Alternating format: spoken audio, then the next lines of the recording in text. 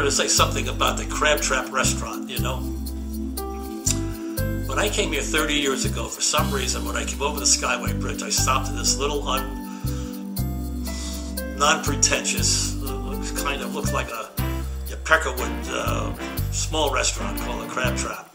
Little did I know that it had been running for many years before I hit it in 1979 when I came down here. I can only say that after 30 years, the food is exactly the same as when I first opened that door in 79. They've added some rooms to the place. Used to be quite small, and they've added rooms. They've expanded the menu a bit. You can get cooter, turtle, you know, not raccoon, I shouldn't say that, but cooter, turtle, and gator, all those things. If you can catch it in Florida, they have it to serve it to you to eat. You know, it's one of the few places you can get a real oyster stew and cream, you know. Their seafood is absolutely fresh. You will never get anything that's slightly off. Never, never, never. And they cook the best fried dinners, you know. One of the things that I've always liked about the Crab Trap is that the fried food, you can get a light fry or what the chef thinks is the correct fry. You know, I happen to like a light fry, which is like a tempura fry, so that the fish is, and the oysters and the clams and the crab cake and the fish are just slightly more moist, more rare, if you will. Okay, I'm a fish fanatic that way. But that, in fact, the way the chef has no problem in doing that, and the chef never makes a mistake in this place. I've never had a bad meal. You know, how they've been able to maintain that contact, that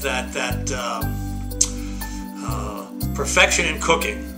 You know, especially with fried food, you get very sloppy with fried food. You don't change the fat, or you start to play with the mixture that you use and the coating and everything like that. All I can say is that every time I've had that meal, and I like it's a fisherman's platter #2 fried, you know, and it's over my $12 limit, but I don't care. 2 people can really eat it, you know. So if you go there with a friend, it's enough for 2 people. You know, believe me, it's enough for 2 people. That it's just the best fried southern food you can get, and I would go say that's true for anything that they make. But I only have the fried fisherman's platter #2, you know. It has everything on it. It has a crab cake, it has fried oysters, it has fried shrimp, it has fried scallops, and these are fresh scallops, and it's fried fish. And you can get as your side either a sweet potato or fried sweet potato fries, you know, so to speak, you know. Coleslaw, the coleslaw tastes exactly the same as it did 30 years ago. That is, to me, a mark of a kind of quality that is hard to find. Must be the same chef, or they're cloning the guy. You know, they're called in scientists to clone the guy. How do you do that?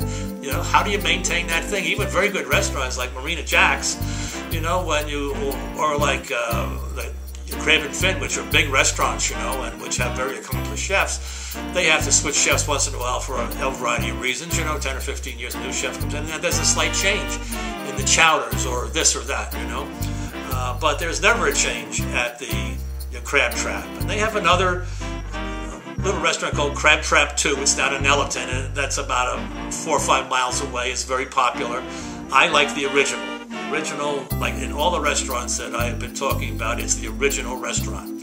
Even when you go to Marina Jack, I won't eat outside, I won't eat upstairs. Those are all new additions. I like the original bar and restaurant. That's why they have a piano bar. I just like the service there. It seems to be better. And so it's always go to the original. But when people run a good restaurant, the food is almost always the same no matter where you go in their branches. But, you know, I'm a person, once I get something that's good, I stick with it, you know.